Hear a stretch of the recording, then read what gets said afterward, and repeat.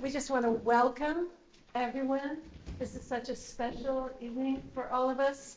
And we have our beautiful Michael Lally here with us, which moves me to pieces. And we're going to get to celebrate his work and his beautiful writing and poetry and his life and together. And there's just a couple of little things we'd love to say that we thought maybe we'd have time to gather the poets before everybody got here. But if you don't have a program, there's some on the little counter there in the front. If you do have a program, if the poets getting up to read could introduce the person that is reading next. So if you could just look at where you're going to come up and read and just memorize like who's coming after you, that would be fantastic. If you don't, if the person forgets, if you could just introduce yourself, that would be great. Yeah, that's great. And I also wanted to thank Andreas Engel, who runs this fabulous space. Here's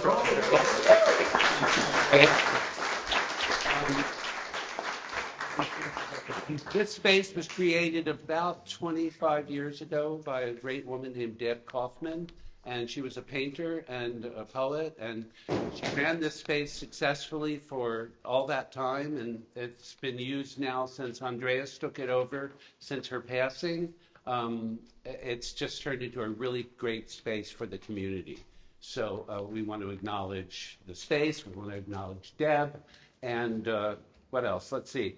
Also, if you're reading one of Lally's poems and you come across the N-word, Lally has requested that you don't say the word, say the N-word, because this is also being videotaped, and we'd like to not upset anybody anywhere.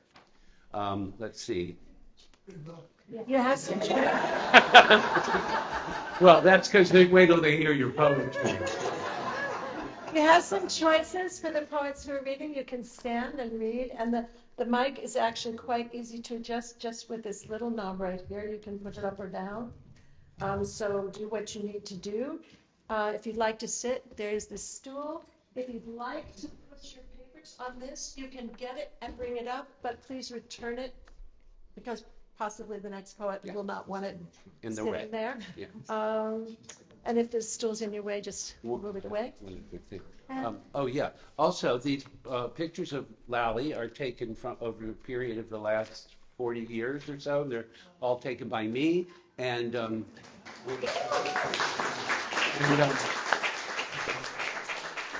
they're 4 feet by 6 feet, and I'm offering them to you all at $100 each, unless you get into a bidding war, and then whatever. But all the money from those sales will go to this nonprofit organization here. Also, Andreas, who's a great photographer and a painter in his own right, he does these pieces here. He did the great poster in the back with everyone's name on it, and it's a commemorative poster, and those are $20. So see, you can find out about that. I think that's about it. Shall we introduce the first reader? Yes. The first reader is part of the heritage of the Lally Empire, and we're thrilled to have him here. He's a great musician in his own right. Please welcome Miles Lally.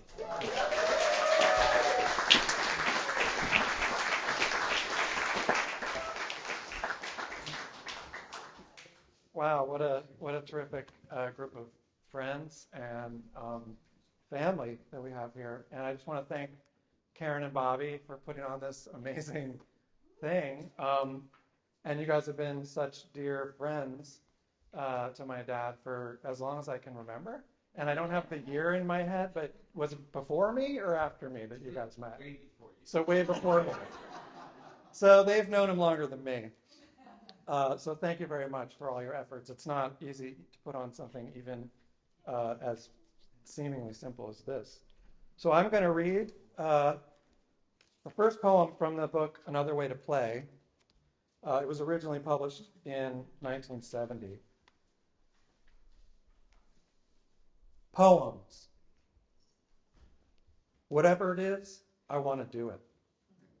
Like I want to sit down for a while by myself this week, get a personal letter from William Soroya, as though he'd been reading my book since childhood. stand up at the reunion of everyone who ever did me a favor and those I lied to and abused or made an ass of myself trying to impress, and say very softly, in a voice like the works of an Indian we all expected to be a poet, but instead was warrior. Everything is a fiction. Sounding more like a Spanish philosopher afraid to kick Franco in the ass and spit on the church. No, all I want to do is sound like what I am always becoming. You know, what I am. And I want to call it poems. And I want the poems to fit in your pocket and as easily lost to turn up on wash day with the half-used books of matches and lint to be left in the bathroom to be read by visitors taking a shit or trying to. I want these poems to be written now while you're listening. Later, when we're both doing something else, maybe we'll remember, maybe we won't, and no one will ever test either of us on it. And our children will be spared embarrassing questions about their parents.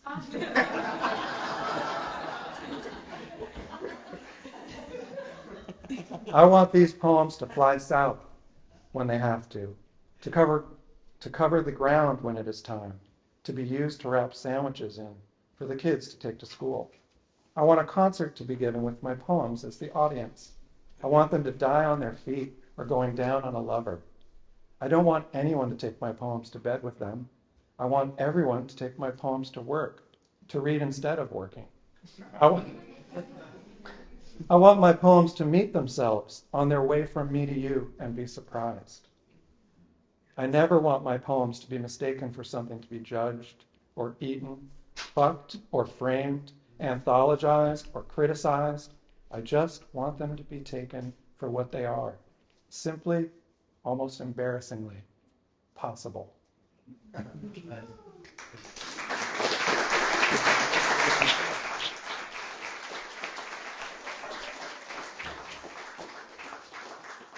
I thought it was pretty clever to start the evening with that poem, and then I realized it's the first poem in this book. It's not, not really an original thought. I thought it was the next poem is a longer poem. It's going to be read by several readers. We have Bobby Miller, Terry Winch, Charles Bernstein, and Jeff Young, all terrific artists in their own right. And Annabelle Lee. Oh, and Annabelle Lee? Oh, I didn't get that memo. Yeah. Sorry. So thank you.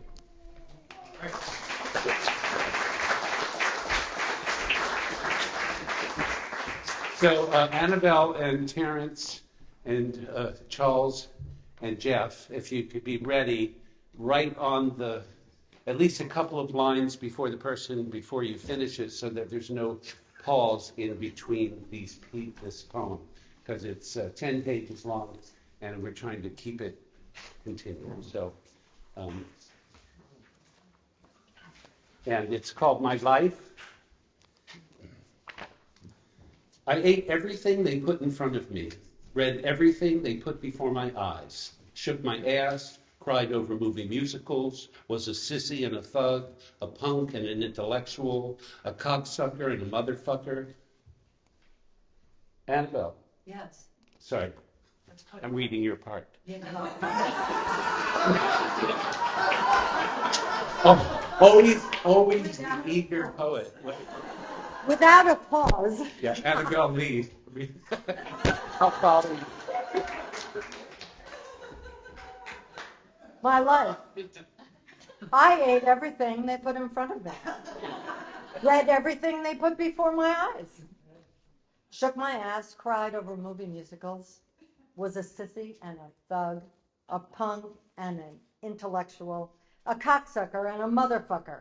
Helped create 2 people, paid taxes, voted, and served 4 years and a few weeks in the United States Air Force, was court-martialed and tried civilly, in jail and in college, kicked out of college, Boy Scouts, altar boys, and one of the 2 gangs I belonged to. I was suspended from grammar and high schools. Arrested at 11, the year I had my first real sex with a woman and with a boy. I waited 19 years to try it again with a male, and was sorry I waited so long. I waited 2 weeks to try it again with a woman and was sorry I waited so long. Wrote poetry and fiction, political essays, leaflets and reviews. I was a jazz musician and a dope dealer. Taught junior high for 2 weeks, high school upward bound for 2 years, college for 4 years. I got up at 5 a.m. to unload trucks at Procter & Gamble to put myself through classes at the University of Iowa.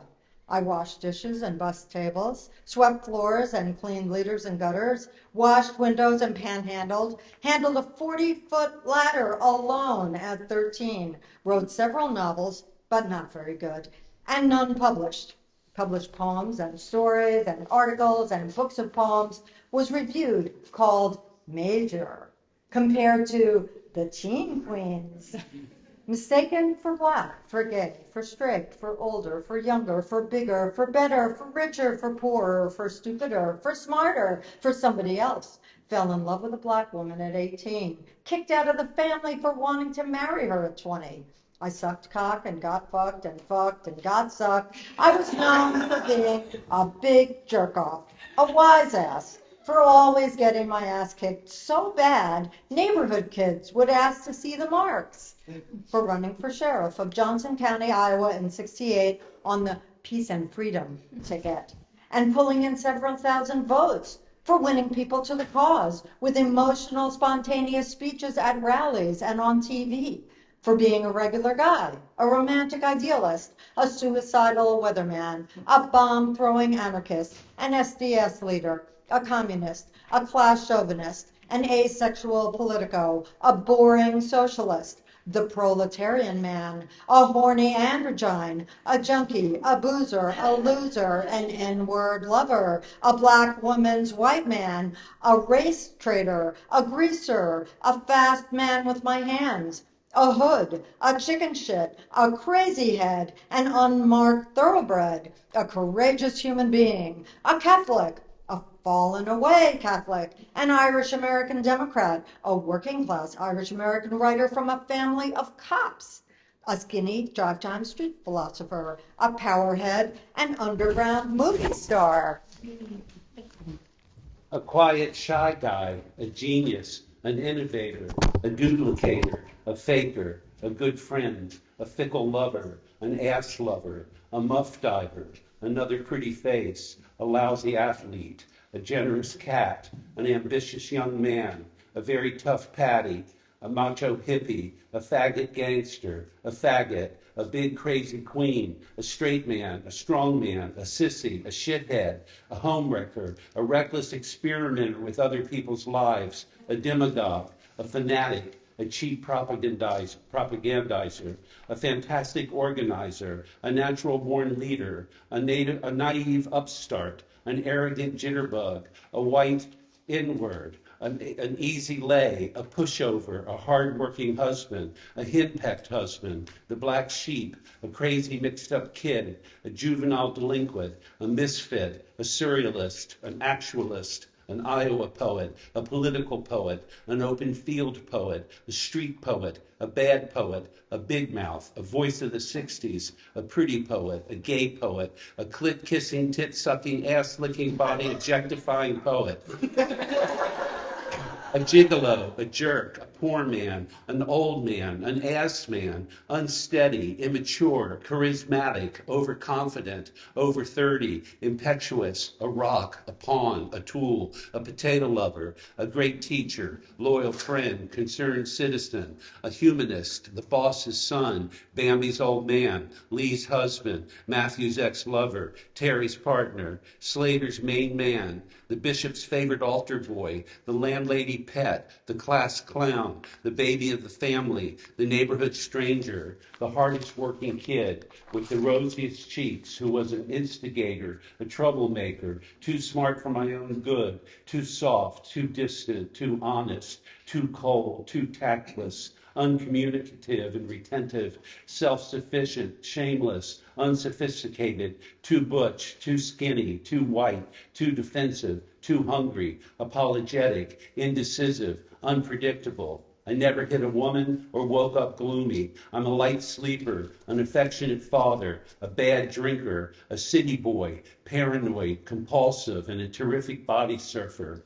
I love the hipness in me I thought was black back in the 50s, the vulnerability I took for feminine in the 70s. I hate the poor kid act I pulled on strangers and friends to start them out owing me.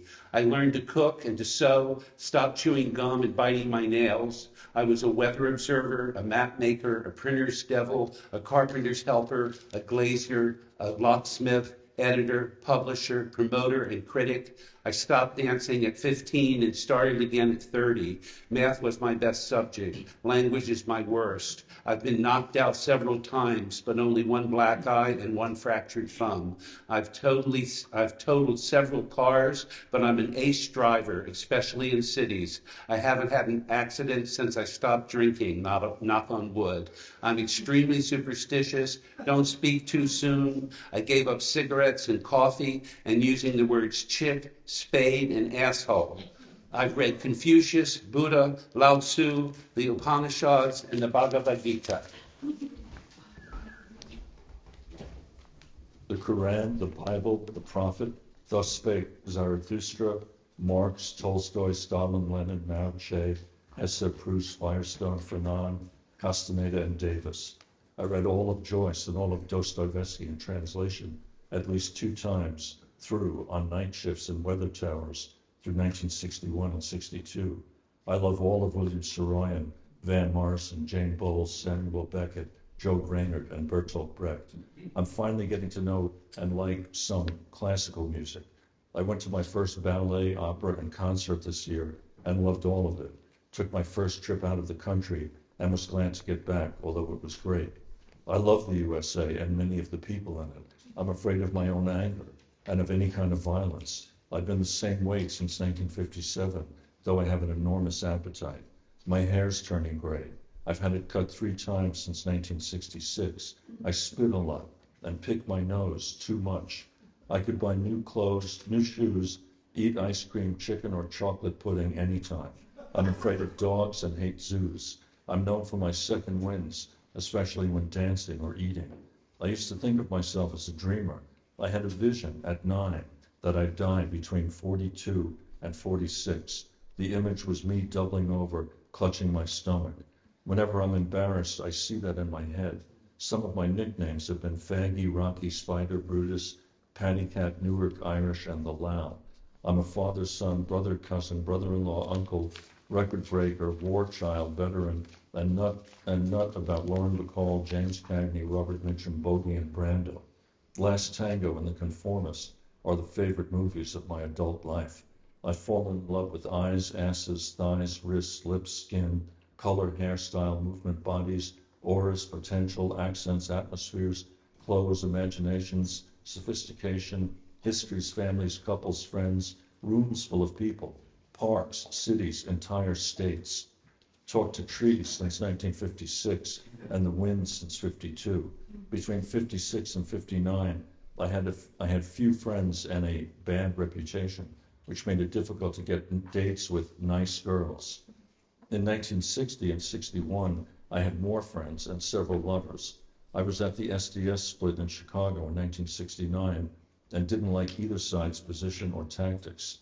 I almost cried when I heard John Coltrane had died, and Ho Chi Minh, Babe Ruth, Jack Kerouac, Eric Dolphy, Roberto Clemente, Moose Conlon, Frankie Lyman, Fred Hampton, Allende, Clifford Brown, Richie Valens, and Buddy Holly in that plane crash, the 4 little girls in that Alabama church, the students at Orangeburg, the weather people in the townhouse explosion, which I always figured was a setup, my Uncle Frank and my Uncle John, my grandparents, lots of people. I did cry when I thought about the deaths of the Kent State and Jackson State students, when I heard Ralph Dickey had taken his life, or the first time I heard Jackson Browne do his song for Adam, or when Marlon Brando as Terry finds his brother Charlie, Rod Steiger, hanging dead on the fence, on the waterfront. And before going to get the murderers, send something to Eva Marie saying like, And for God's sake, don't leave him there alone. Or when he talks to his dead wife in Last Tango, or finds red buttons and his wife have committed suicide in Sayonara. I cried a lot over movies, especially old ones on TV. I've never cried at a play, but I still haven't seen many. The only Broadway plays I've seen were My Fair Lady and Bye Bye Birdie. I watched my mother die. I paid my dues, been through the mill, come up from the streets, done it my way. Had that once-in-a-lifetime thing. Had trouble with my bowels ever since I can remember. Then in 72, my body became more relaxed. I've had the clap, crabs, scabies, syphilis, venereal warts, and unidentified infections in my cock, my ass, my throat, all over my body. I've been terribly sunburned and covered with scabs from bites and accidents. I only had stitches once at 4 when I had my appendix out. I've been earning money since I was 10, supporting myself since 13, others since 22. I got unemployment once, been fired several times, never paid to get laid. I lost money gambling but quit after I had to give up my high school ring in a poker game at the Dixie Hotel in Grenville, South Carolina in 1962, waiting for my friend Willie Dorton to come out from the room where he was proposing marriage to his favorite whore, who always turned him down after they fucked and she got most of his paycheck from him. Some of my best friends were hookers and strippers, postal clerks and shills, supermarket managers and factory workers, heavy revies and punks, actresses and junkies, who were and are the most difficult of friends. Art dealers and artists, musicians and hustlers, dykes and critics, shit workers and liberals, gringos and fags, and hunkies and bastards, queer and old and divorced and straight and Italian, and big deals and dipshits. I know at least 6 people who think they turned me on to dope for the first time in 1960 in New York City, in 1960 in New York City, in 1962 in Rantoul, Illinois, in 1964 in Spokane, Washington, in 1966 and 1967 in Iowa City, and in 1969 in Washington, D.C. I was once high on opium and didn't want to come back. I was a recreational therapist at Overbrook Hospital in Essex County, New Jersey in 1966, where James Moody wrote Last Train from Overbrook before he was discharged in 1960. I had a tremendous crush on Nina Simone. I was sure I was an orphan at 10. I wished I was an orphan at 18. My father's alive, so I'm still not an orphan at 32. I know a lot of orphans. I once had an orphan for a lover.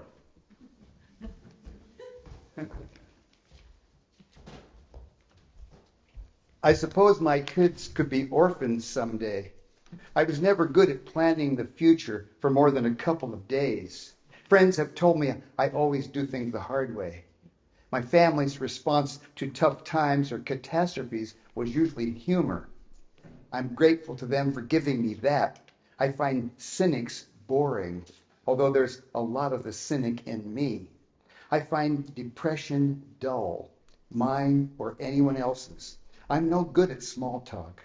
I feel an undercurrent of violent tension in most straight bars and on late-night city streets that intimidates me.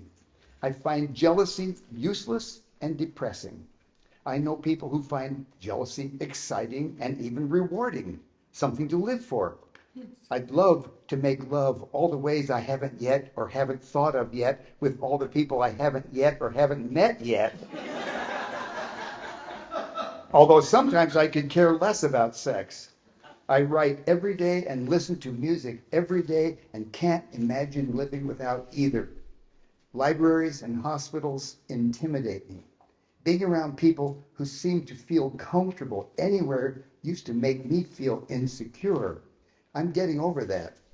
I used to feel obliged to apologize for or defend people whose goals I shared, even though I might not like them or their tactics. I'm getting over that too. I've learned to love, or at least appreciate, a lot of the things I used to despise or ignore. I've had trouble getting it up and trouble keeping it down. I'm tired of a lot of things, but curious about more. I'm tired of this, but that's history now. And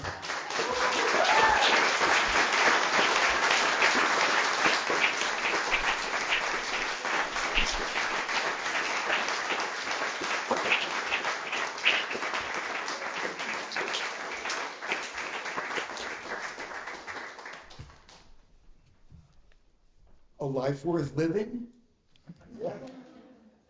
The next reader is Charles Bernstein.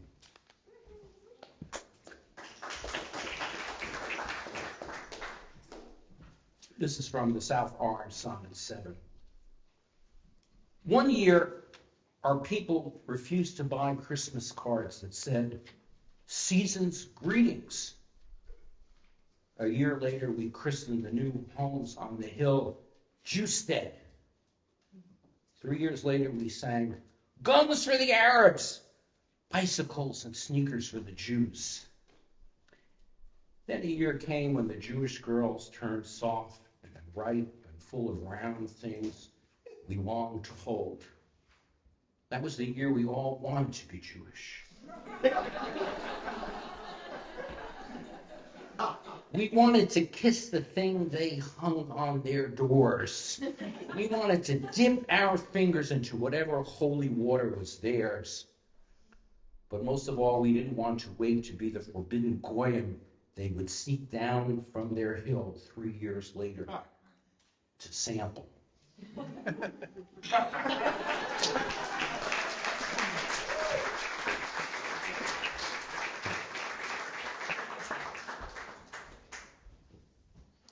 I forgot to tell you that. It's okay.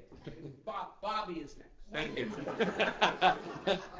That after the videos, there's two groups of videos from people who couldn't be here and who gracefully sent us wonderful videos. There'll be a 15-minute intermission after the videos. This is from Rocky Dyes Yellow. I've had this book in my possession for, 50 years. It's called Poetry, 1969. The guy down the street just blew his brains out. They carried him out on the stretcher, all bloody-faced and torn. And the kid next door ran home, told his mom, who told us, some guy down the street just got stabbed in the nose and died. But we found out. We found out different. Blew his brains out. Just back from Vietnam, the kid said later, like my dad. Last week, across the street, some lady was raped by a tightrope walker. Now, this is true. He lost his job in the circus when he fell off and hurt his neck so it would swing all day, like this.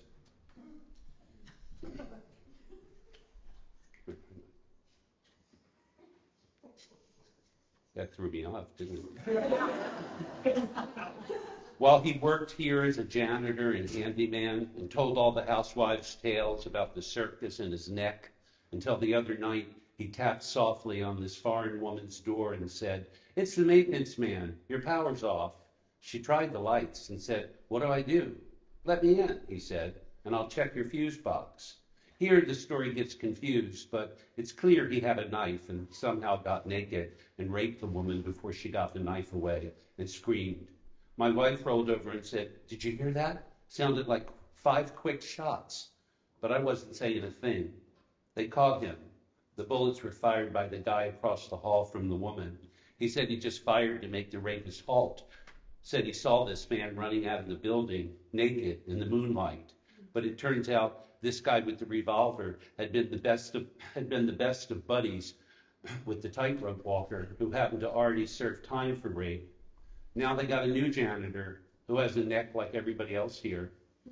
Today, the guy next door told me, if it comes down to it and we all find ourselves on the barricades, we'd probably be on opposite sides. But he promised me this: I'll only shoot at your legs because you're my friend, which is better than my brother-in-law, the cop, who said, I'd shoot my own father if he was breaking the law and trying to get away.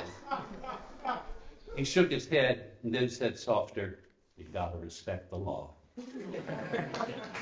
And go lead.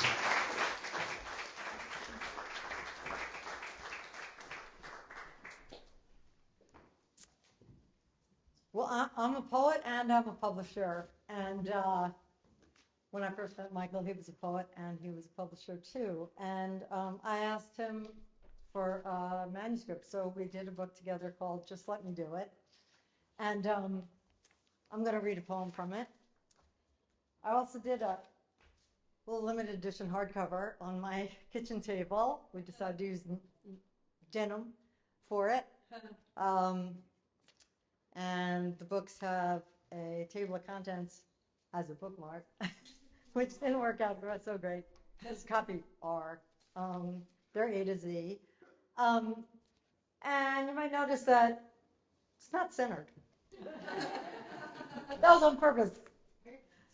Michael and I have kind of senses of humor that, we enjoy little funny things that have to do with other people. We're not really like judgmental or anything, but there were these people we knew who were doing a series of books called Full Court Press at the time, and they were centering this like this. So one of the ideas of doing Just Let Me Do It This Way, and the books I publish, every title is a very different thing. Some are tiny, some are giant. So this is a play on that. That's where the cover came from. I printed it in Montreal with a press called Véhicule because I had gone to a book fair and I was Vehicle Editions, and here were these guys. They were very cool, and they were printing on paper plates. If anybody knows anything about printing, in those days, offset, it would be on a metal plate, which it is today. But they were printing on paper plates, which made it really super inexpensive, and they were really great guys, super cute. And I went up to Montreal. This is one of their catalogs from that time, which is 1978. Right? The good old style. So they were like a brother company for us. It was absolutely wonderful working with Michael. So I'm going to read a poem called Tonight, What If Everything Reversed? A little help of a couple of glasses. Right eye vision blurred. Left-handed masturbation, gray streak over left temple. You aren't on my mind at all. I'm on yours this morning. Life does not go on until we touch each other once more. My imagination works in this humidity because this humidity is gone and DC is dry, cool, constantly pleasant, and not the capital of anything but our smiles. The music comes out my ears. The kids remain quiet all day. I feel fresher around supper time than I did at breakfast or lunch. On the streets this evening, we smile at each other with no fear. Everyone is vulnerably nice. Those of us who fall in love quickly find those of us who fall in love quickly. Going to bed together demands no games. Going to bed alone demands no loneliness. Going to bed in groups demands no guilt. Going to bed, we dream of tomorrow. Waking up, we find everything reversed.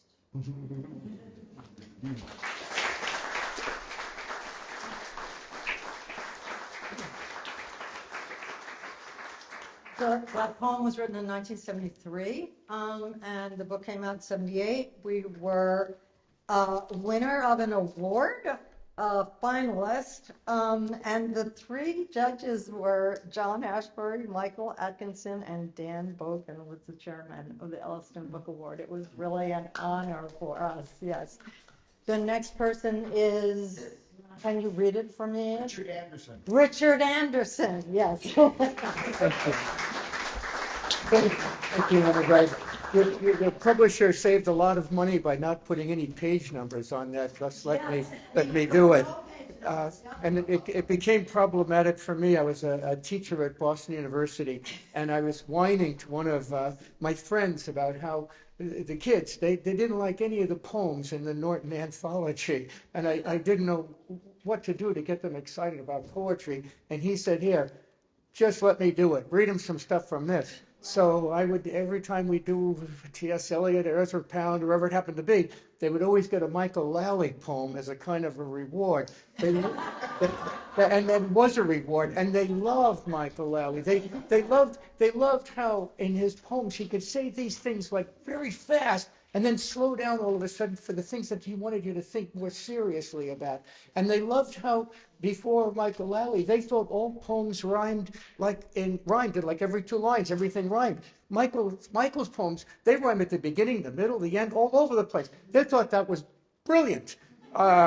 Most importantly, they agreed with everything he said in every poem he wrote. He's just like us, they would say. Okay, so I'm just going to read just one of the poems that they enjoyed the most, and you'll see, I think, why when I read it. And it's called "She's Funny That Way." She's over 16, but still my teenage queen, as clear and direct as a laser beam. She's more special than kiwi fruit with cream, not crime, with cream. I'm thinking of my life. By the way, I should say this, that the kids, they liked Michael so much, they asked if he would come and speak to them. I said, well, I don't know. Well, anyway, they collected $250. Michael was living on Sullivan Street at the time, and he came up and he read to the kids. He read my life. Nothing in Just Let Me Do It prepared them for my life.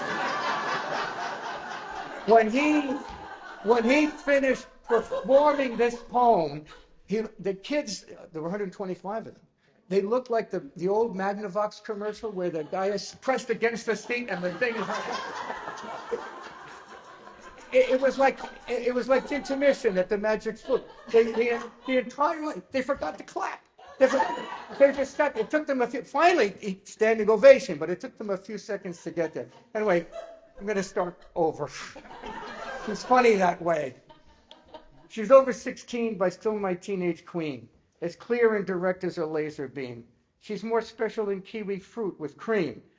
She's not the girl of my dreams, but the star of my dream. She's better than most, the butter on my toast, the coleslaw in Russian on my New York roast beef sandwich on rye. New York! She's the Chrysler Building, a 24-karat gilding on my favorite book of notes for reading on the boat. She'll take to all the places I used to hate because they seemed so spiteful and dated, separated from her I hadn't met yet, but I knew I'd recognize when I did, and I'm grateful for the fate that made us us, because she's more than enough for everything I always wanted, and she lets me in on it with only the mild fuss of apprehension over where we go with so much. She's a little strange, but nice, and twice as good as being recognized by everyone, even Walter Cronkite. Oh, whenever she lets me hover about her skin before she lets me in, I swear I love her bones and everything else inside her as much as I love what she lets me see. And the air, it all warms up about her and keeps scented for me. I can't do without her. She's the cat's pajamas, the papas and the mamas. She's boss, she's bad, she's the woman from Glad. She's dynamite. She's a little bit of all right. She's psychedelic. She's copacetic. She's right on target and right on time. She's top drawer. She's the bottom line. She's the last chance. She's a taste of something fine. She's one way, the right way. I did it my way. She did it her way. She's rarer than the rarest antique. She's one of a kind. She's unique. She's the peak. What the meek long to inherit. The wind I speak to in the street at night, walking home alone, but seeing her there in the air all around me. This isn't what I meant it to be, but she is. She's everything I meant her to be, but still she. And she's what she means before I ever enter the scene. She's proud and deep, and I'm loud and need sleep all the time because I run my engine at a steady, high speed at some need to supply energy to the times I have. And she can take that and still be all she needs to be. I swear, she's more honest than Abe, more likable than Ike, more sincere than Jimmy, more classy than Jackie. She's greater than Ali. More Damon-like than Audrey Hepburn or Leslie Caron. She's a cross between Katharine Hepburn and Geraldine Chaplin, only not like them at all, because she's tough but totally light as air. I wish I could describe the way she sits or stands and paces and taps a cigarette, or spaces her quiet observations about everything that matters, like how you work on what's important all the time. That's great. Thank you.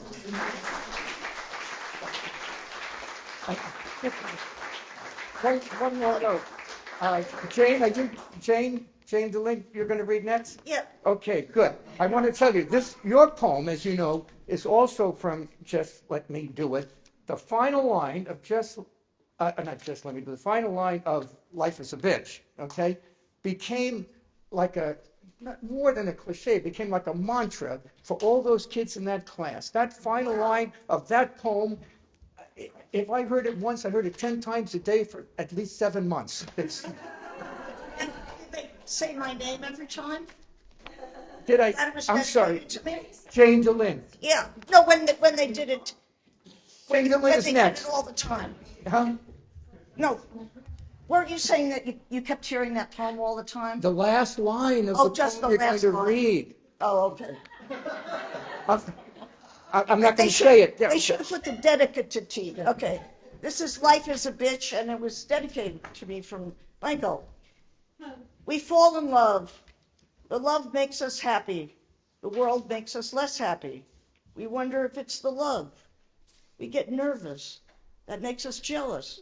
We wonder if the other one can love us like we love them, or if we love them as much as we say. If we feel this nervous way, so we end up fighting, or at least arguing, or at least questioning, or at least being a nuisance to the one we only want to make happy, because they've made us so happy, only now they make us nervous. So we use the word bitch, which is sexist, like life, obviously. I mean, we never say, ain't life a prick, though it can be. I think I'm the same person that Michael wrote this poem for 1,000 years ago, which is pathetic. Okay, and here is another one. The sound of police cars.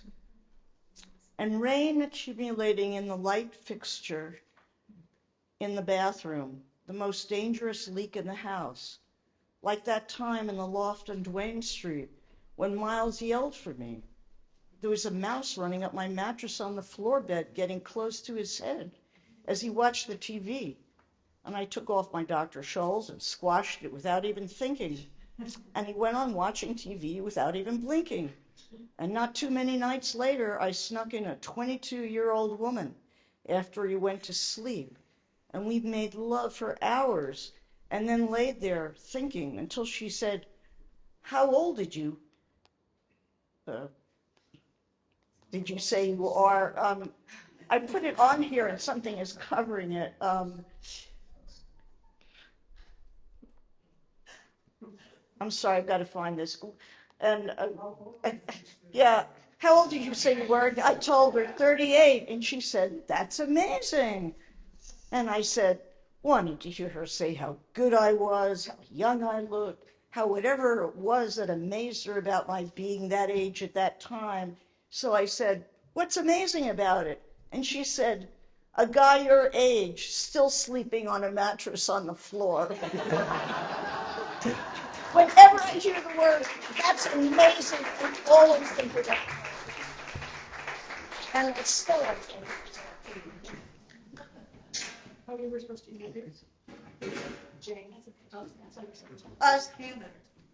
Stella Kamakarski. Yeah, that's me. Yeah, okay, yeah. Wow. This is gonna take just a sec. Let's do that first. Wow. I love Michael, and he is who he is. And even though sometimes he has felt like an outsider in the sense of not being seen, understood, appreciated, accepted, or acknowledged, it is in fact true that he is at the center of it all, and he's making space for somebody like me. Oh gosh, you guys. Let's see. It's not new. This is it's always like this. Always.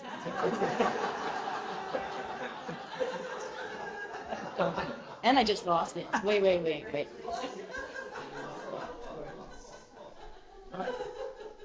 Oh my goodness. No, I didn't. Yes, I did. Okay. Yes, okay. Paper clip's useless. All right. We'll do it like this. Okay, Mother's Day, 1978. It's raining like Good Friday, or so we believed when we were kids that somehow the weather reflected our Catholic faith and honored the death of the Son of God with rain, or at least clouds and grayness, and this the day my mother died 12 years ago when I was 24 and thought myself too old to feel too alone with the passing of someone I rarely saw and was afraid to let know me too well, but felt amazingly intimate with nonetheless, because she was a woman and I loved women, and knew that between her thighs, out of the place I loved most to be, I had once been for the first time going the other direction, out into the world she seemed so able to maintain her innocence in.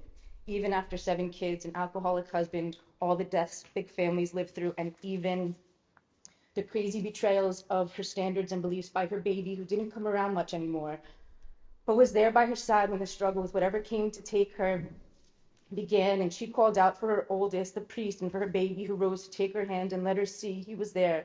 But her eyes showed fear and anger and confusion at what I was sure she took to be a stranger.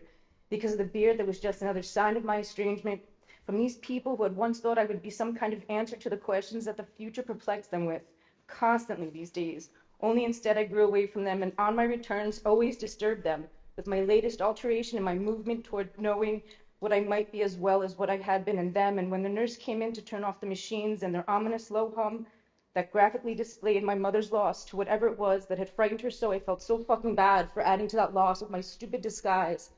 Then when we got home 3 a.m. on Mother's Day 1966 to tell our father the news, I left my brothers and sisters and in-laws to shave off the mask to discover the skin beneath the months-old growth of hair as tender as a baby's, my chin, my cheeks, the skin around my lips all soft and white and delicate like a lady's. A side I was yet to discover for myself. All I knew then was I would never let that disguise hide me from the world I had yet to realize. I understood more from her sure knowledge passed on to the child I had been than all the books and experiences and hip friends I had gone to since. But when I came downstairs, they all thought I had done it for him and were grateful I'd been thoughtful of those left behind, especially he who had taught us most of what we knew about life. It seemed to them, though without her he might have been the narrow-minded crank he sometimes was, although he too knew how to use his emotions to understand, and that must have been what brought them together and perhaps what kept them there. But even in death, the nature of their relationship took on the security of her care. As the older sister read the note found in the hospital drawer with her personal stuff letting us know, she knew what we had only half suspected, that this was it, and we'd be left without that spiritual wisdom she had offered unwittingly. As she spoke to us once again, when my sister read where Daddy's medicine could be found, and what dosages he should take, and where she left the newly cleaned shorts and shirts, and how he liked his meals, and when and who should remember to take their insulin, and who among all these children who were so long since grown and running homes of their own, but still so near and dependent on her. She understood in the guts that were half gone and caused the heart to close down. She knew they needed to know she'd never be gone for good, but was only giving advice from another home, the one she had convinced them could be theirs because it had always been hers. And now she was there waiting once again for her babies to bring their confusion and fear and strangeness in a world so far removed from what their world had given them. She was that world more than any son of God could have ever been. But she left him to him anyway, and despite the reality I saw in her eyes when whatever it was came to take her from inside, it wasn't any meek and loving Lord, unless she took him for some fearsome stranger too, as she had me, and I had her for all the years. I never knew how much I owed her for just never giving in, but always giving.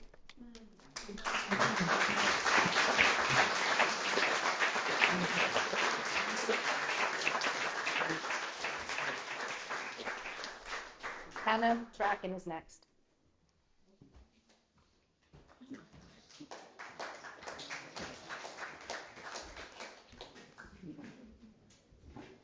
Hi, everybody.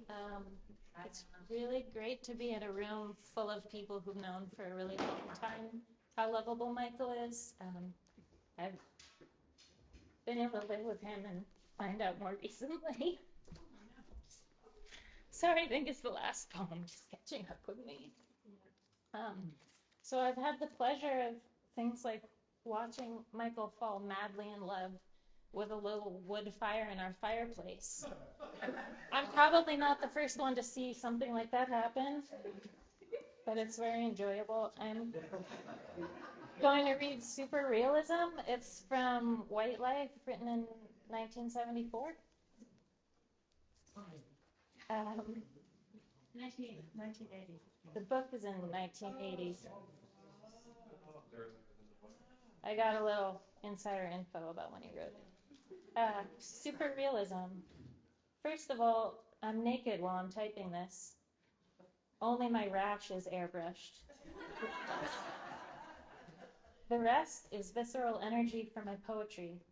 In this case, depicted objects of tough-minded, harsh light that emphasizes the previous generation of dismayed bridegrooms at the altar of the cosmic alienation. I mean, for instance, me and Winch and our contemporaries were tuned up by neo-surrealist poets, trite poets, hard-nosed, rugged individualist poets, and ironic pop poets of the 50s and 60s. We apply the new techniques along with a thorough knowledge of consumer products that share the airless, synergetic crackle of methodologies to our experiences, like cosmetics in the Undertaker's steady but too subjective grip. Actually, I'm cold sitting here at the typewriter on my lunch hour, naked and exhausted from masturbating all morning. All morning. To create the right mood for poetry.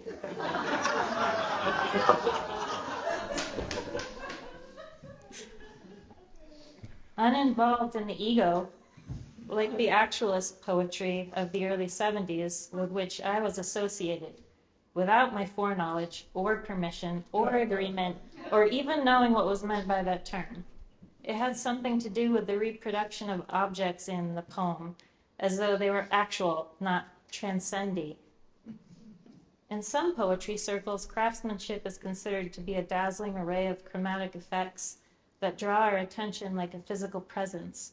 But to us super realists, on the non-hierarchical ladder of self-esteem, the elusiveness of technique in a savage amalgam of clarity avoids value judgments as to what ought to be deceptive or enthusiastic toward the unimaginative, and divides the universe into something spilled and something wiped up. This is one example.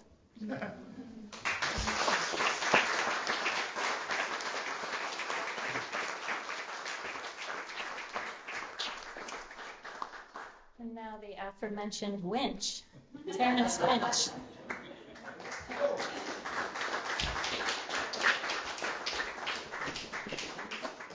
Thanks, Anna.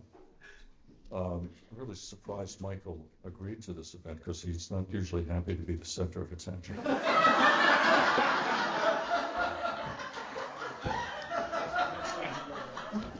Anyway, I really do want to thank Bobby and Kenny for bringing together so many people who love Michael and his work. So this is called April Fool's Day, 1975. The day came on bright and shiny. I didn't know what to say. Spring finally here, but on April Fool's Day? Does that mean more winter tomorrow? Does it matter? Inside, I feel tiny, watching my friends separate again, everywhere, or the TV letting me know it's not over there, or my special ignorance, the dumbness only I can confront, but still don't know how to. Not meditation, not revolution, not androgyny or drag in any of its forms, not even poetry, not even spring. In my heart there are shelves, and on the shelves there are too many books, and too many of the books are worn out or boring or impossible to understand. And in my hand, these little hearts, the poems that even when dumb are sacred. I'm glad we all aren't naked. It's not the 60s anymore. I want to wear nice clothes and carry on my life behind closed doors. I want to sit with the rich or hustling poor and still be myself. I want to make my kids secure. I want to share with them what joy a good night's sleep with bright and shiny morning can bring to the heart, the chance to start again.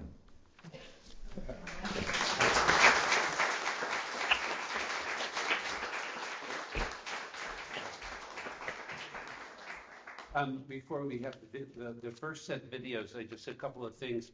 I wanted to thank CTSB for video, and the recording of this will be aired at a later date, and since we have your contact information, we'll let you know when that is.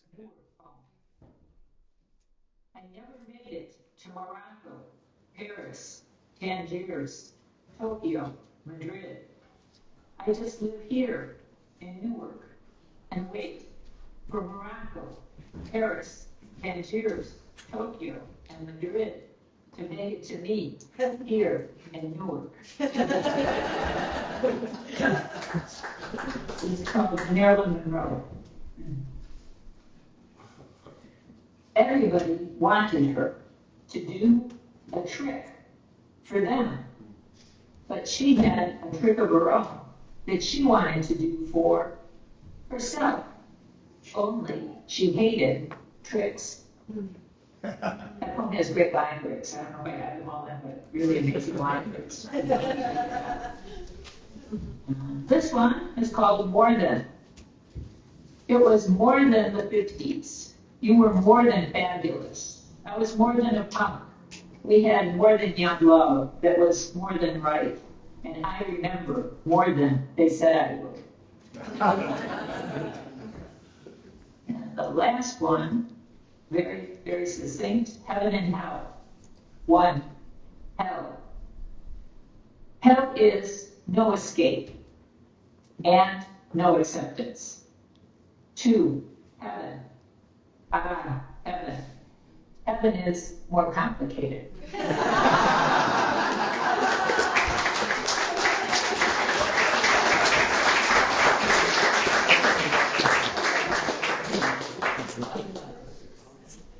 From Hollywood Magic. Sometimes I feel lonely. Sometimes I feel mad. Sometimes I feel pistol whipped. Sometimes I feel like I have to answer the phone. Sometimes I feel like I'm all alone when I'm not. Sometimes I feel hot. Sometimes I feel enormous. Sometimes I feel like I'm in each of my cells punching my way out. Sometimes I feel like Ted Berrigan. Sometimes I feel like Raquel Welch. Sometimes I feel incredibly tough. Sometimes I feel like an aristocrat without means. Sometimes I feel dumb. Sometimes I feel like a has-been. Sometimes I feel terribly wise. Sometimes I feel like a star. Sometimes I feel I'm as handsome as a movie star. Sometimes I feel ordinary and not exceptionally smart. Sometimes I feel like the bearded heart. Sometimes I feel myself all over and it feels good. Sometimes I feel like a young teenager, very confused. Sometimes I feel I'm not good enough.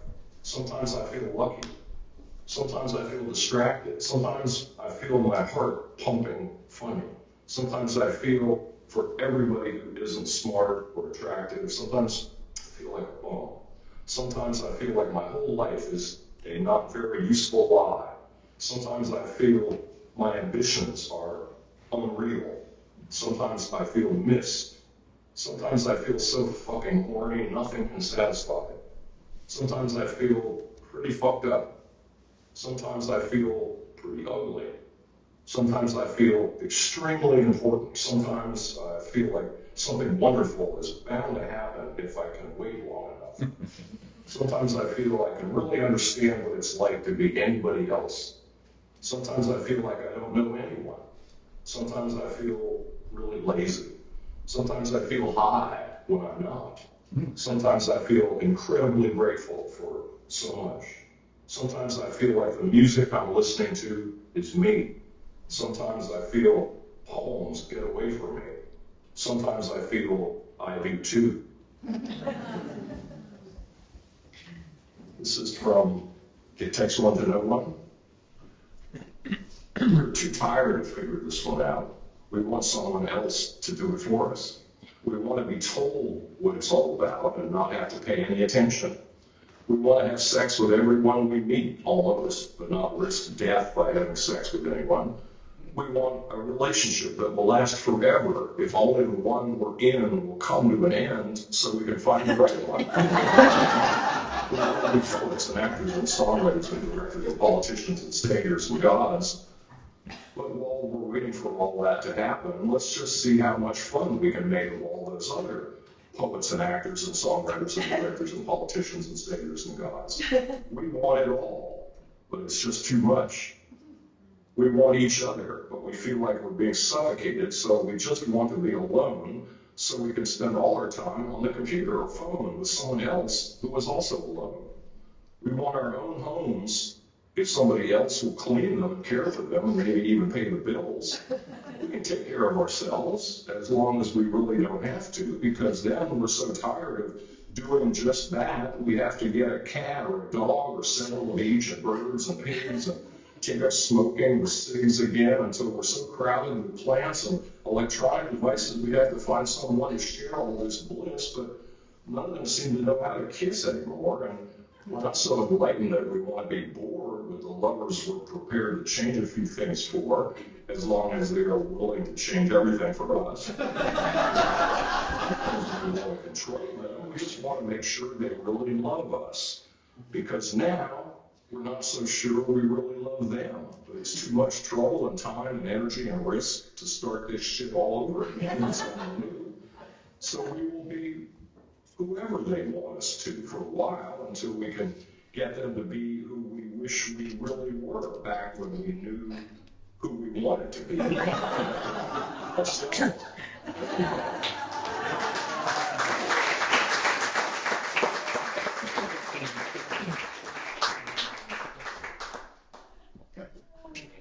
Hi, Michael. Hi, Terry Winch. Are you there?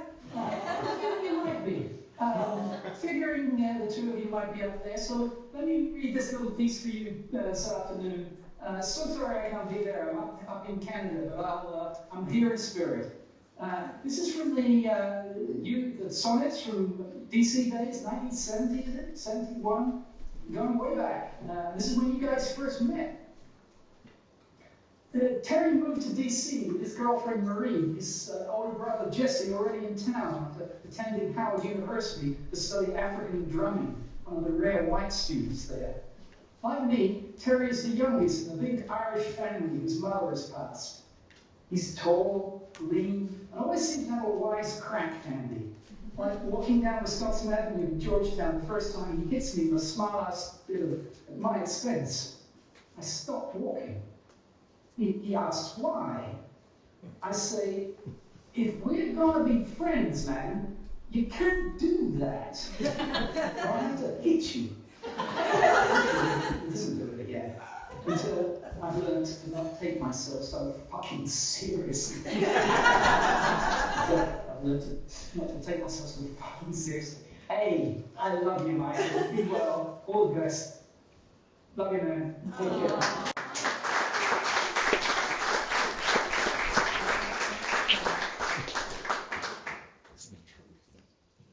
This is Michael O'Keefe. I'm going to read from the South Orange Sonnets. Number 2. My brother brought the moon back from Okinawa. There they learned to surrender 3 days late, and then they danced all night. My brother played saxophone. Jumpman Willie did a one-step that most girls didn't want to do. They called him that for all the old cars he worked on until he was old enough to drive. He was a paddy cat like me, and we lived on Cabbage Hill till we were old enough to live anywhere. We believed Italians and Jews ran the city, maybe the world. In West Orange, a man hung himself higher than he could reach. 4. In East Orange, Carol Robinson decided I was her boyfriend. Her father found out before I did. Told his friends and neighbors how he didn't want no white boy hanging around his little girl. One asked me not to pass the time at his house anymore, listening to his sons Clifford Browns or talking to his twin daughters. Walking home that night, 3 teenagers sitting on a stoop at Halstead Street yelled, "Hey, white boy, what you doing around here? You know where you are? Where you from?" When I answered South Orange, this fat girl said, "Shh, that must be Carol Robb's turkey."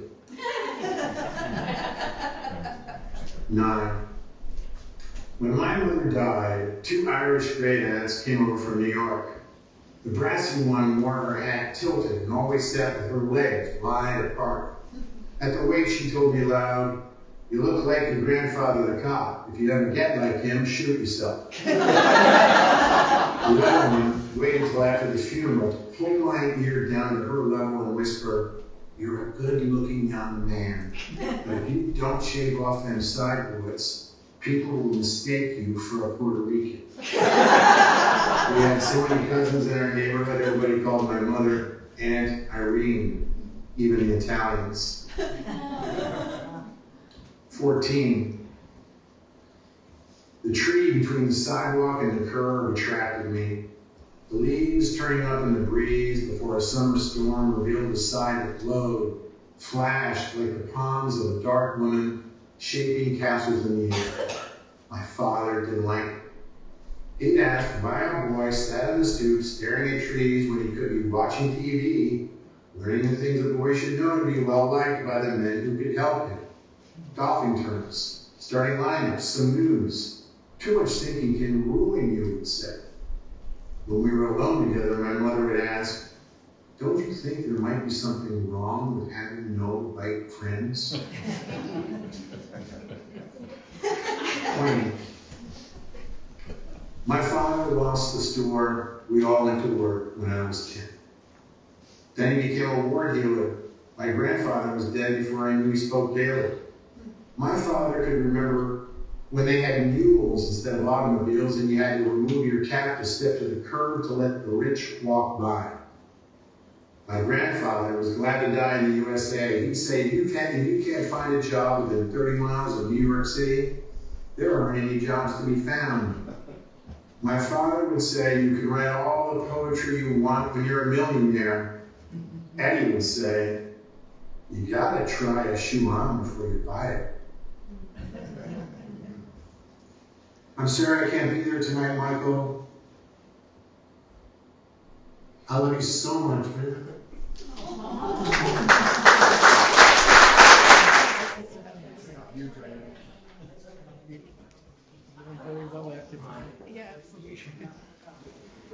was born into a war and a world where most thought they'd be speaking German or Japanese soon. Then the times changed. My paternal grandfather lived down the street. He'd been born into a thatch-roofed, dirt-floor cottage in Ireland at a time when native Irish were depicted in the English press as an inferior race, often equated with native Africans. And the times changed. My father was born into the end of the 19th century, dropped out of grammar school to go to work in a hardware store to help his family, and ended up owning the store by the time he was 20, and many more by the time he was 30, at the height of the Jazz Age. Then the times changed and the Great Depression began, and as he liked to say, the big boys bought back everything I owned for a dime of the dollar and sometimes a nickel. My maternal grandmother burned all the IOUs to her husband after he died, and she moved in with us, saying he would have wanted it that way. I helped care for her all through my boyhood and teenage years before I left home. The best lesson she taught me was, if you're born to be hung, you'll never be shut up. My mother was a high school graduate, making her the intellectual authority in our household. She was born in Newark, in a neighborhood where her mother remembered what they called then race wars between the earlier German settlers and the newly arrived Irish. Then the times changed. Her mother couldn't vote when she was 21, but my mother could, thanks to the new law letting women. When I was stationed in the then legally so-called racially segregated South Carolina in 1962, African Americans weren't allowed to go to the drive-in movie in their own cars. That's how bad it was. And when I went to a Greenville bookstore looking for James Baldwin's latest book, they didn't have it. I wouldn't order it, and the library said the same. So I had one of my sisters buy it in Newark and send it to me. The only integrated place I found down there was a home that hosted secret meetings of the Baha'i faith, one of the many spiritual paths I tried on in my youth. And then the times changed. My oldest children were born into a world where men didn't raise kids on their own, even though I did. And then the times changed. When my youngest was born at the end of the last century, Bill Clinton was called the first black president. And then the times changed. When our latest White House occupant won, many citizens felt so despondent They found it hard to go about their daily lives and get anything done at all. But the day after he moved in, the Renaissance did begin. And once again, the times, they are a-changin'. I love you, Michael. I love you. I'm sorry I couldn't be there with you. Talk to you soon. Bye.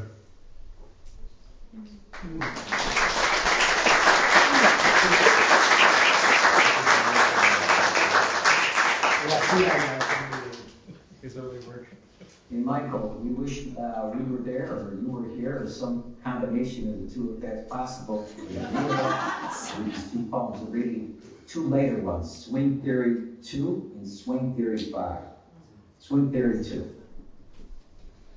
The mood swings unpredictable but reliable, from affectionate to hostile, from I want you to, I hope you have a heart attack and drop dead now. From get the fuck out of my house to please, please don't go. From don't ever talk to me again to unable to stop talking. From let's play to don't touch me. From you lazy liar to you're so handsome, stylish, and cruel. From cruel to caring. Then react to insulting jokes with anything but total acceptance or dare joke back in a similar vein and you'll never see me again. Swing Theory 5. When I first read about string theory, I thought, what about swing theory? The ways the universe is secretly governed by the same laws that sparked the big band swing era, park swings, or taking a swing at something or someone. I thought of swinging on a star or swing time. I mean, the way reality swings, not just in the Hegelian sense, but in the Hegelian sense and sensitivity to the ego swings and mood swings of the creator, or whatever force initiated the swinging cosmic vibe we call being here now, always, where every sound's a note in the song of everything, every moment a scene in the movie of our lives. Keep swinging. Give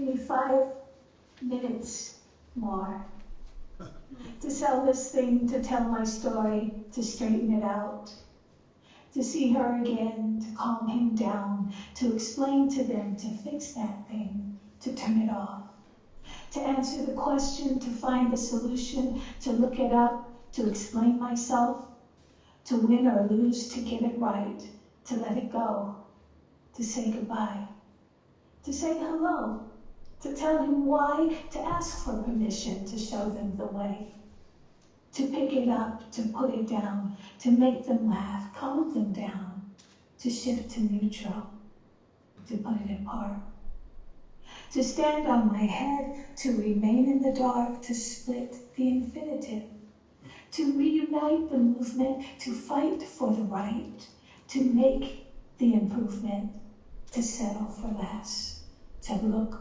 for proof, to expose the lies, to check the roof, to fill the cracks, to seal your fate, to seal our fate, to kiss the girl, to close the gate, to master the technique, to plug the leak, to acknowledge the geek, to protect the weak, to discover our worth, to inherit the earth, to explode in mirth, to quench this thirst, to quiet that moan, to dig up the bone, to get off the phone, to find the home, to rewrite this poem.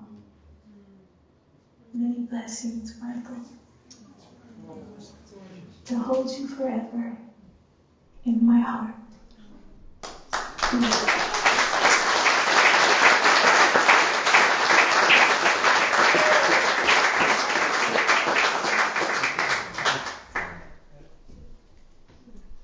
Michael, this is your poem, Another Day. I think too much, I always have. William Burroughs. Betty Boop was popular when Burroughs was a lad, being bad and never getting over it. A paranoid sissy afraid of getting blown away. the way he accidentally offed his wife, for so it goes in the story of his life, the way I first heard it.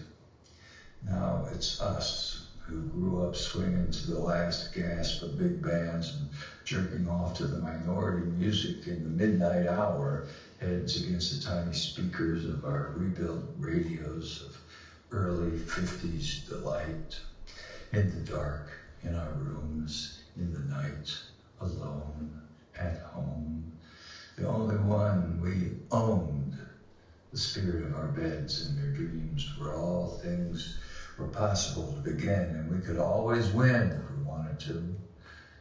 We did, but it was also the beginning of the way we thought too much. Too much was how we expressed our being, impressed with stuff that touched us in ways we thought only our nightbed thoughts could, would, might. Mighty nice was the way they may have said in Burroughs' day.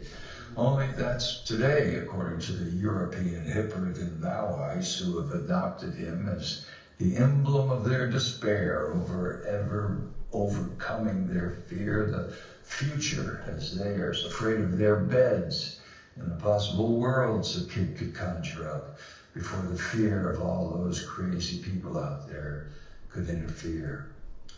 We are the crazy people Burroughs sometimes fears. We mate with almost anything and take great pride in that, and great joy in that, and plan to do much more. Any true junkie is just the materialization of fear, the fear of the organism's despair, while our dreams transcended that, didn't they? Do they still? Is it a matter of will? Let's suppose it isn't either, and get on with it anyway. Another day is, after all, only another day. Here's to you all. Here's to you, Michael.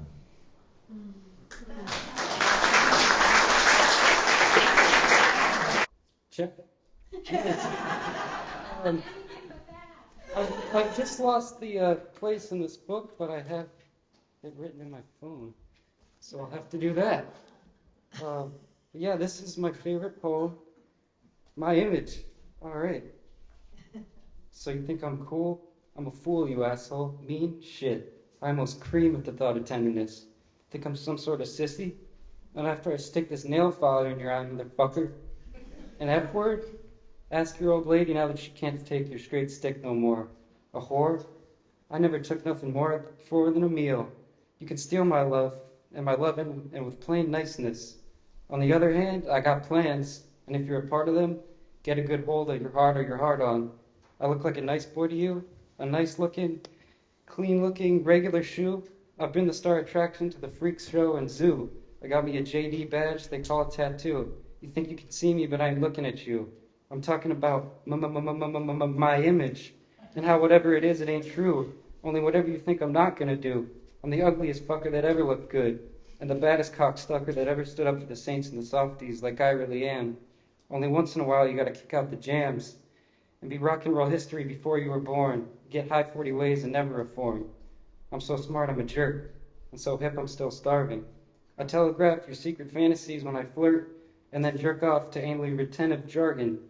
I'm so blasé I'm frantic, so passé I'm hot, so nervous I'm cool, I'm so nervous I'm calm, so mellow I'm not. That wasn't my life, that was my image.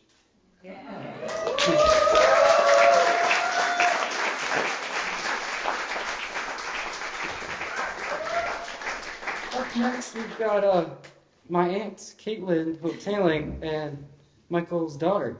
Yeah, also Caitlin too.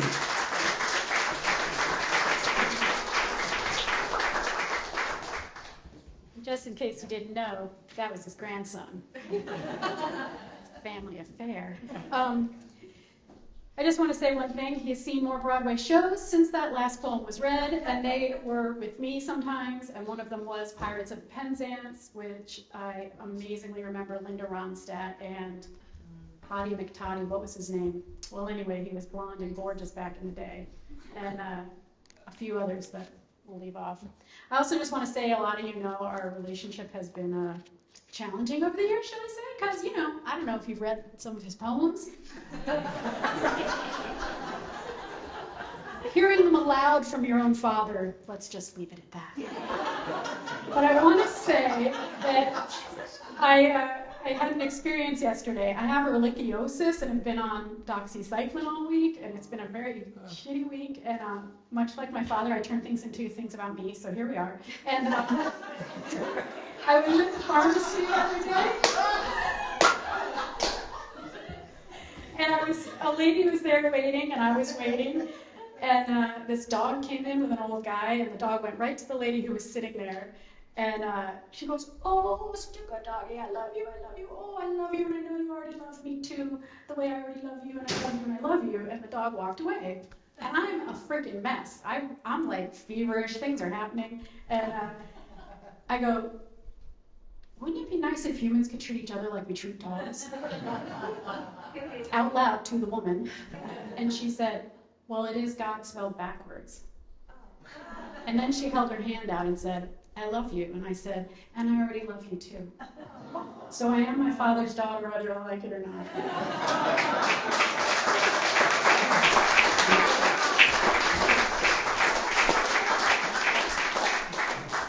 And I'm 55, and the only poem I could find to read was Turning 50.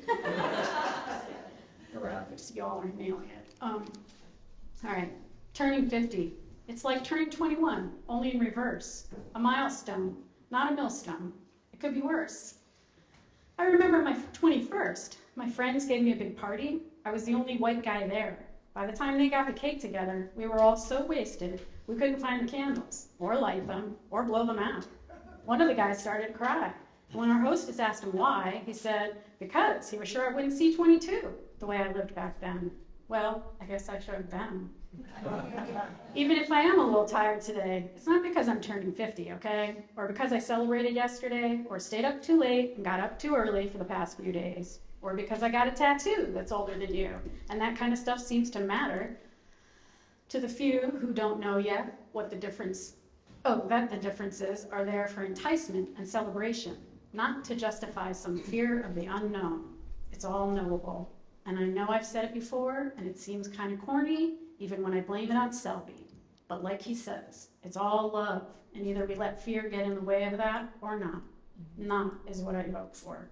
What I'm tired of is the way the fear goes around from one sad clown to another, beating each other down for what somebody else did to them. The sin we saw in that video, which one depends on where you're viewing it from, they say, but I don't say that. I say somebody beats up on that defenseless guy because somebody else beat up on them once. Sounds too simple, doesn't it?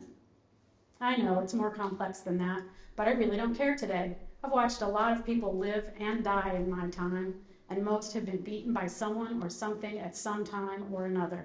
And some let it kill them, and some used it as an excuse to kill somebody else, and some never got over it, and some of us got over it again and again.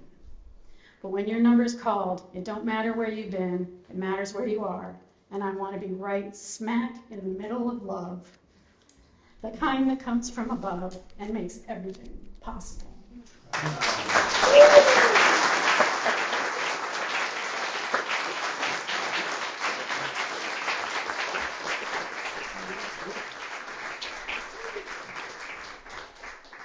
The next reader is Karen Allen.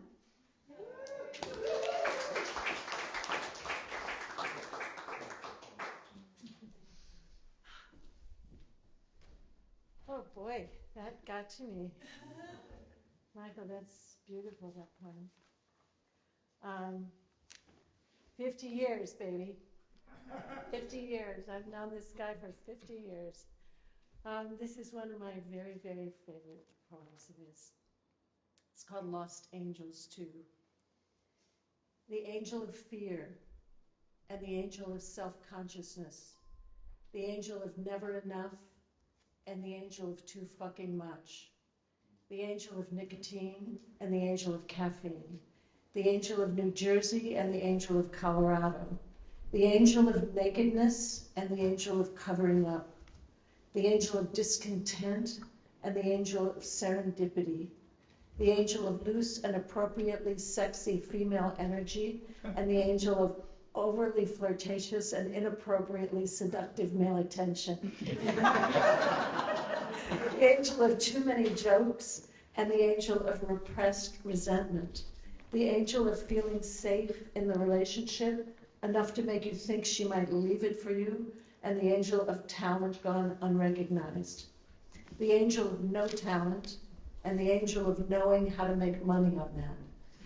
The angel of the unrelenting Love Jones, and the angel of music too loud and acoustics too stupid to hear someone sitting at the same table. The angel of being alone in the same old crowd of other lonely people. The angel of wanting to be naked and turned on by too many unavailable people. The angel of not enough sleep, and the angel of too much competitiveness. The angel of unappreciation, and the angel of pride. The angel of lost causes, and the angel of perfectionism. The angel of communism, and the angel of children of 60s communes. The angel of deceptive quietness, and the angel of deceptive good looks. The angel you can't judge a book by its cover, and the angel of too many books. The angel of rap, and the angel of funk. The angel of Aaron Copland, and the angel of Elvis Aaron Presley. The angel of business enthusiasts, and the angel of Harley self-righteousness. The angel of civilians, and the angel of the too hip. The angel of geography, and the angel of pollution. The angel of lesbians who like to be sexually dominated now and then by politically correct men. And the angel of gay male jocks. The angel of unproduced scripts, and the angel of unknown history. The angel of once where we all had been, and the angel of never getting there. The angel of honoring one's path, and the angel of divine dissatisfaction. The angel of you, and the angel of me, and the angel we run from when the angel we become is the unacknowledged star of our universe, and our universe is changing too fast to grasp, with so little as the love we forgot we had for all the lost angels that watch over us, even when we don't believe. Yeah.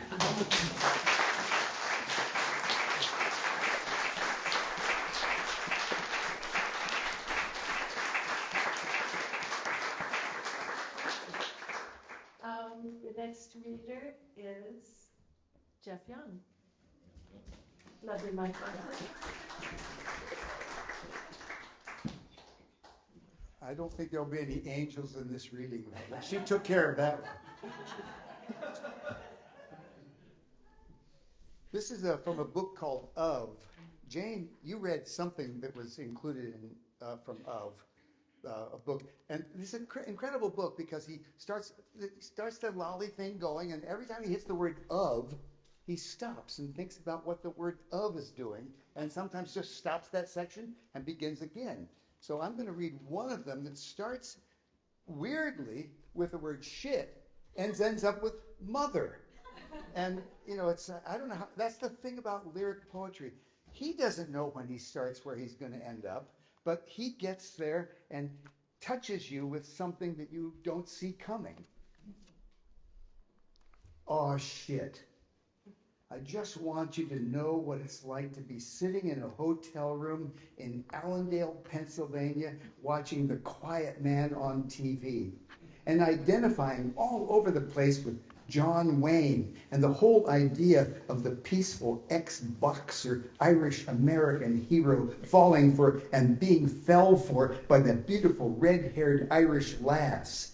God damn it, that's what I wanted to do so bad. In a movie or real life, I didn't care. Just to be a stranger somewhere who resists the local bully and falls in love at first sight with the local beauty, too independent or poor or from the wrong class or whatever for anyone else till now. But I did it 20 times, 100, hell, 1,000. I remember taking off my coat in the 50s, at least 50 times in the rain, and putting it around some pretty girl's shoulders as her curls got wet and looked like they later would in the 60s when they stepped out of the shower none of us had back then in the 50s.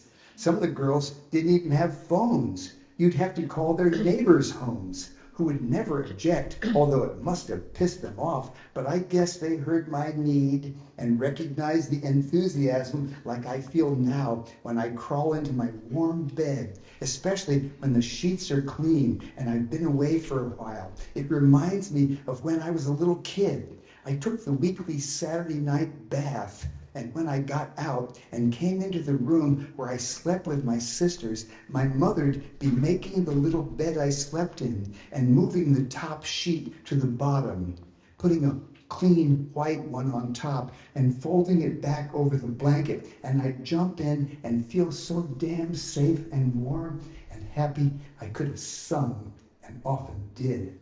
My mother singing along with me and tucking me in and kissing me goodnight, and me feeling so happy I'd fall right to sleep dreaming of.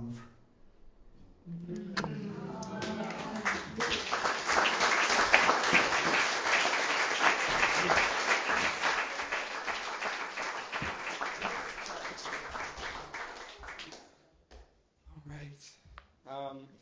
Just wanted to thank Karen and Bobby for putting this all together, and thank my dad for writing all this amazing work. I feel really honored that I get to be able to do this, and like my father, I tend to get kind of emotional about things like this, so I chose a relatively short and somewhat funny poem of my father's called My Life Too. When I was 10, I thought I was Irish, even though I was born in the USA. When I was 20, I thought I was black, even though my skin is pink and freckled, my hair is straight, and I have no African ancestry.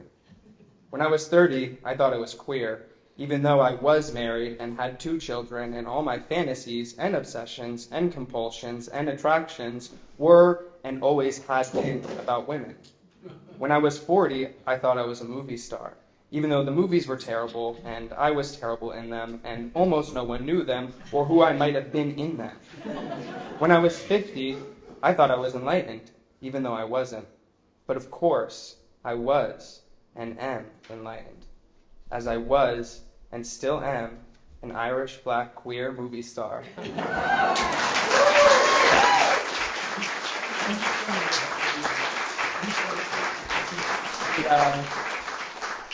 Now to come up is the always funny and charming and handsome Cale Brown.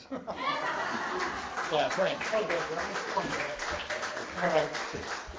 Always, what a setup. How do you live up to that? So I'm sitting there thinking, I remember a phone call a long time ago from Mike. He says, "Are you on Prozac?" I said, "No." He said, "Good, that makes 2 of us."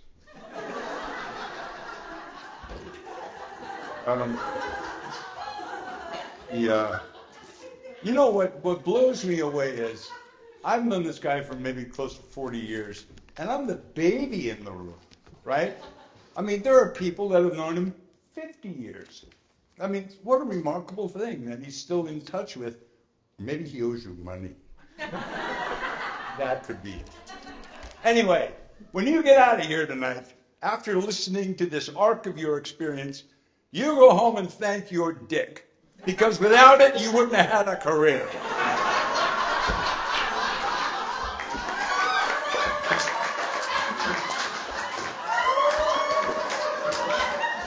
Hallelujah. Yeah. Lip service. Okay. Anyway. So, this one is, give me shelter. He wants to say. What? I'm talking up here. God damn. Okay, fine. Okay. Spit it out.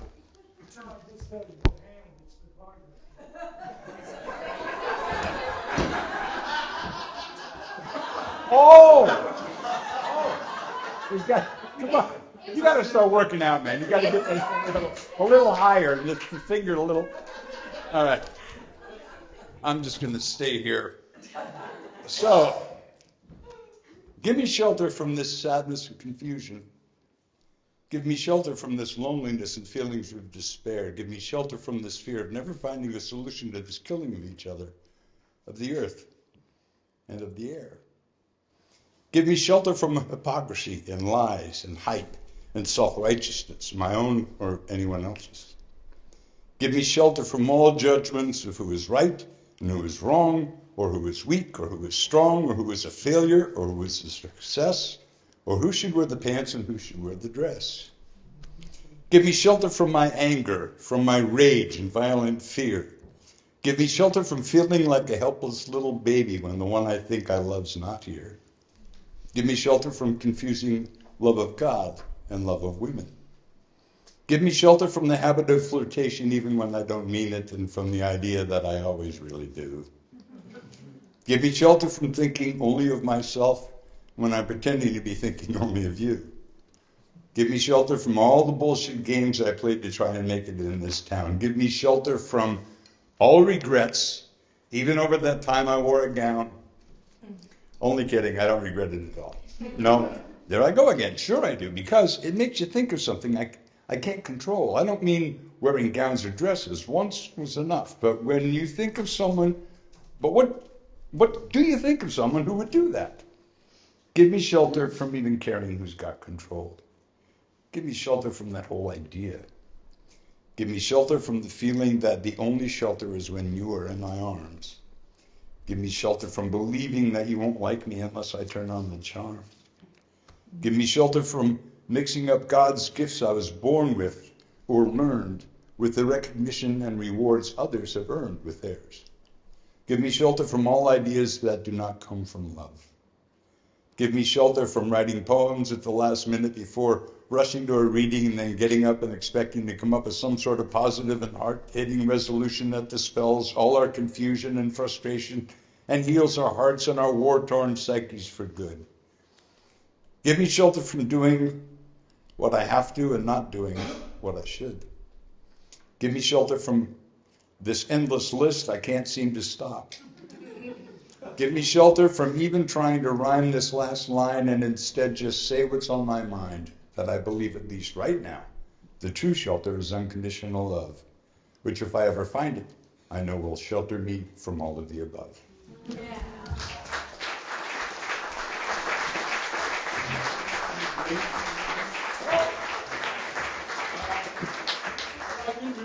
I call him Godfather.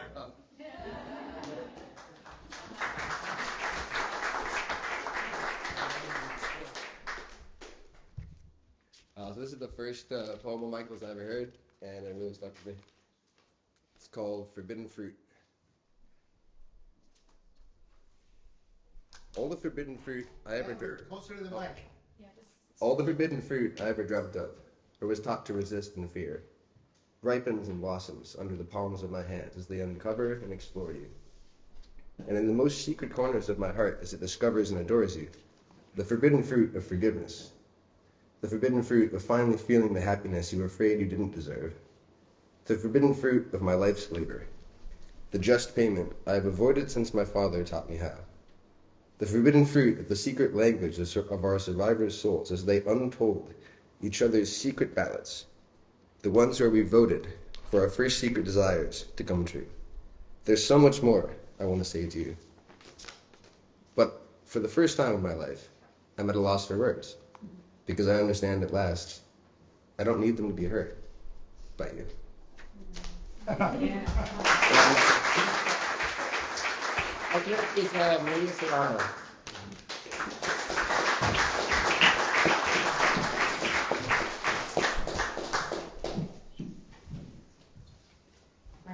Where most people need this for sitting, I just need it this height for standing.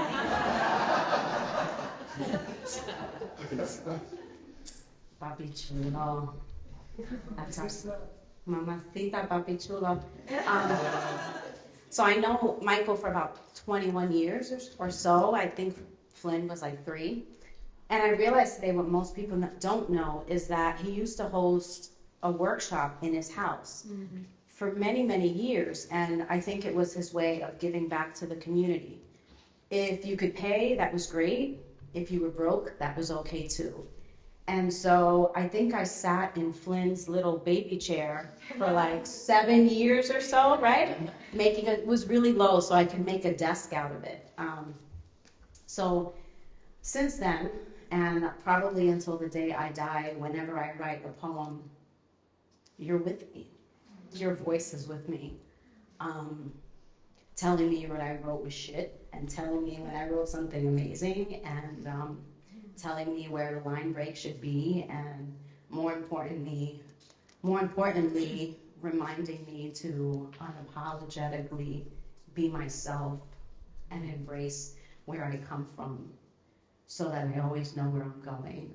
So thank you, and I think that nobody but you knows how much I really love you and how much you mean to me. Thank you for having me. Yeah.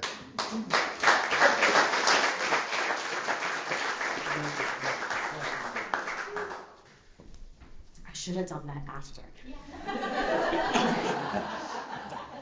Love never dies. Lots of shit dies. Love doesn't. Parts of me are already dead, but love isn't. My appendix dead and buried, my prostate and a disc from my back dead and gone too, and parts of my brain cut out with the dime-sized foreign body that gotten there somehow to cause so much trouble. The Twin Towers died, and all those lost with them, like a woman who was kind to me when she didn't have to be. Gone on one of those 2 planes, but my love for her isn't. 5 of my siblings and our old man and mom passed on now for a while, but not the love we shared when we were honest. The mother of my oldest kids, my first wife, gone, but the love she and I shared never died, though maybe the like did.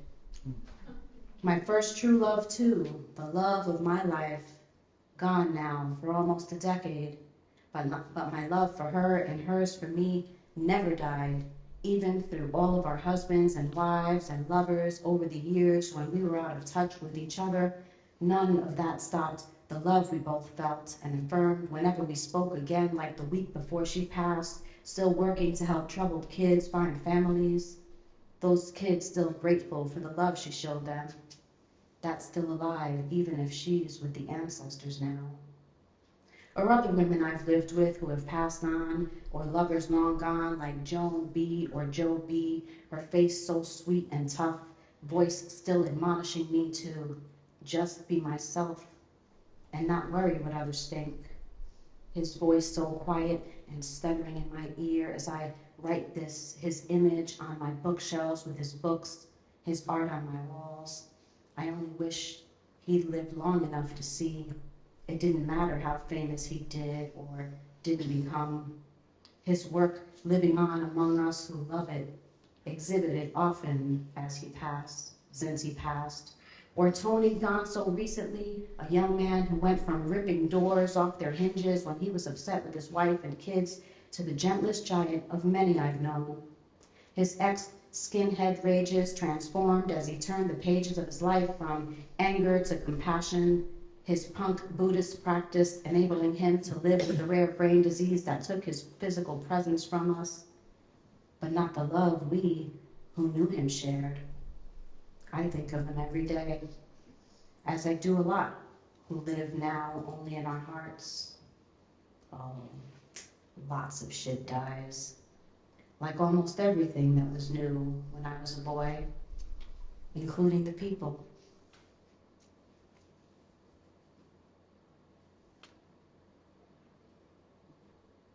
Lots of shit dies, like almost everything that was new when I was a boy, including the people. If you live long enough, so much passes it feels like another world. But it's the same one, where love never dies.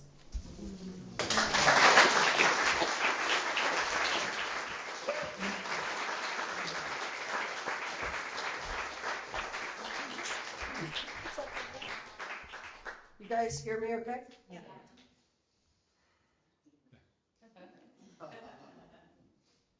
Like Kale, I'm a newer friend, 41 years now.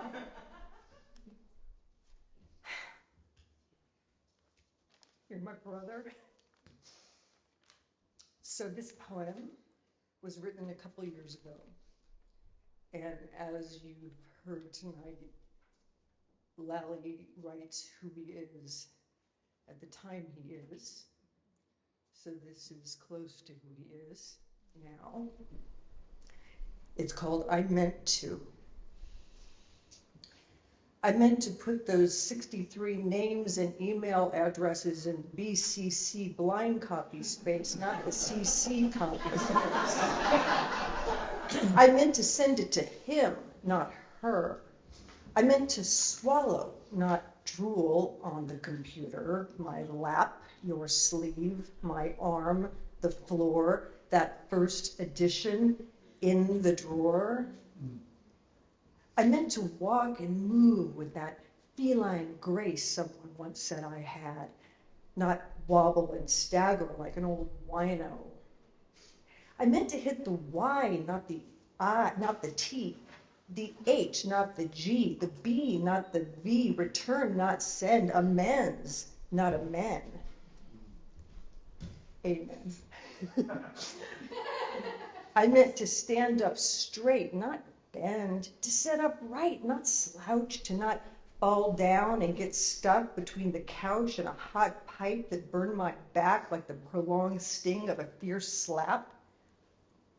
I meant to stay 29 or 49, not be 79, turning 80 and made this way, drooling and stumbling and unable to make a fist with my right hand or grasp a utensil in the proper way, but instead need foam additions to the handles for my 1 or 2 fingers that can still curl without help. I meant to be the exception to obviously aging, or a long-gone legend by now. Not a bent-over, drooling old man who still often feels like a woman inside. But I'll accept what I'm left with for as long as I can and still be grateful for all that I've been and am. Sorry.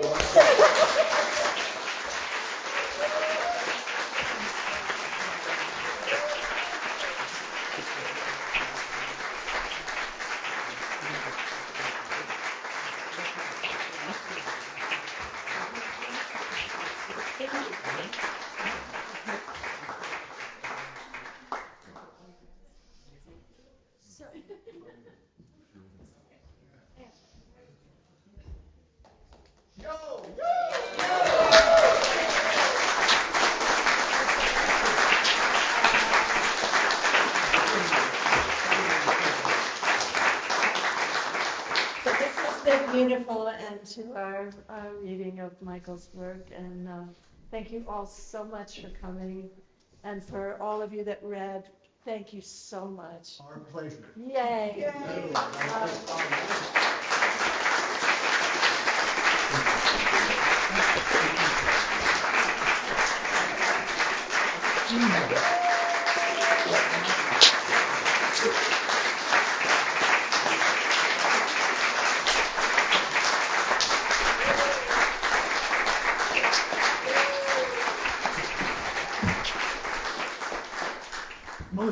Probably about 99% of my life, I've been bitching about why aren't I getting the attention I deserve.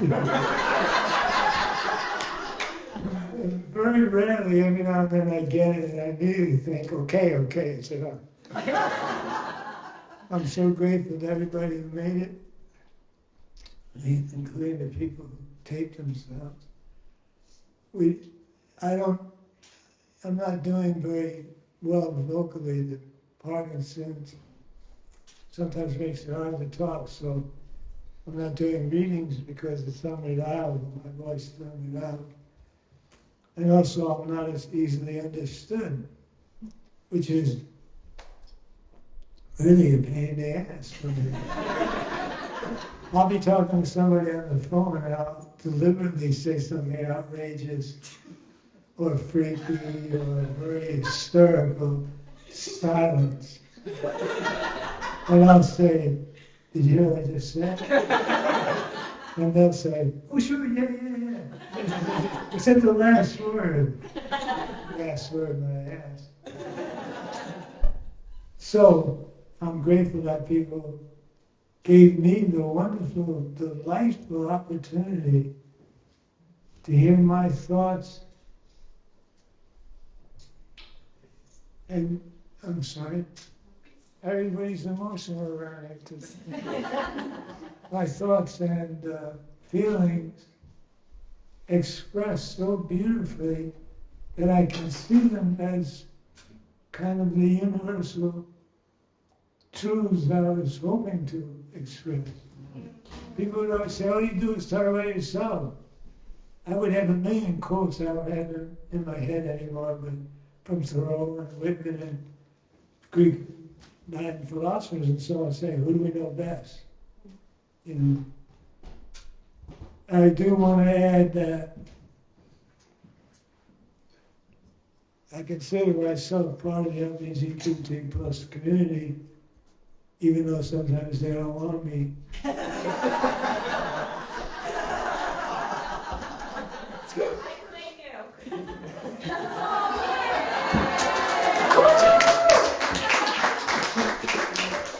My grandchild, Dee, thank you.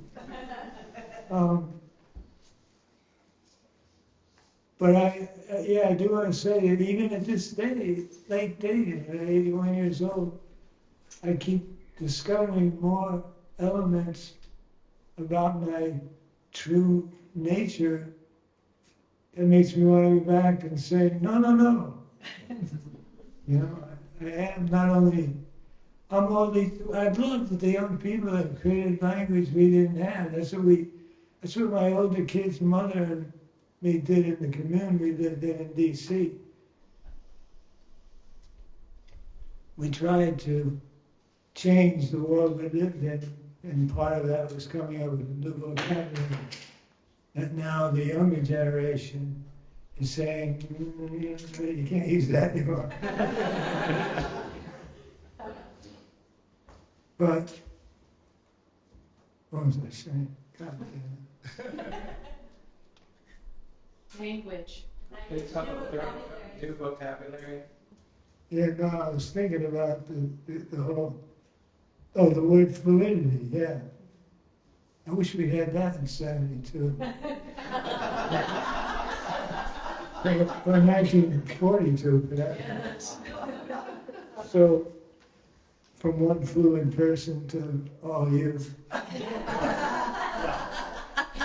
Thank you very much.